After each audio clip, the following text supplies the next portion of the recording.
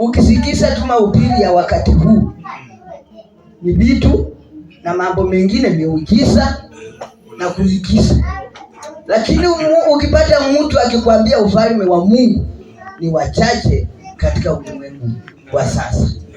Bwana asifiwe. Mimi nimekuja kukuambia kwa sababu ya ufalme, sijakuja kwa neno lingine, ukaweze kuona ufalme baada ya mwili huu kuharibiwa. Si tumezungumzia hapa kuhusu Lazaro.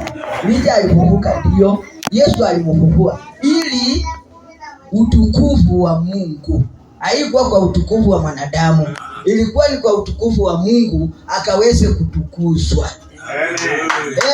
Amen. Haikuwa tu ateraha ya ulimwengu huu, hapana. Ilikuwa Mungu ajidhihirishe katika mapenzi na makusudi yake kupitia Lazaro, na Yesu akimfufua tena alimuita tu vizuri. Yaani huwa anafurahia hiyo mali. Wakati alishukuru Mungu na akasema, Lazaro kuja huku nje. Toka huko. Atoka huko kusini. Na akasikia na akatoka.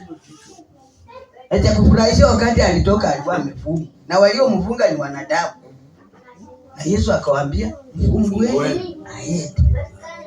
Wewe Yesu amekuja, wewe umefungwa. Wewe na mimi tuko katika vifungo mbalimbali. Na Yesu amekuja akufungue. Alikuwa amefungwa mikono, mpaka kwa uso amefungwa leso, kamba, akafunguliwa, akawa huru, na ndio maisha yako yako. Amen.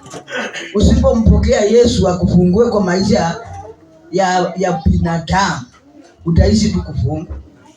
Bwana asifiwe. Utafungwa tu mpendo. Mawazo yako yatazungukianga tu hapa. Unajua wana wa Israeli walikuwa tu wazuri.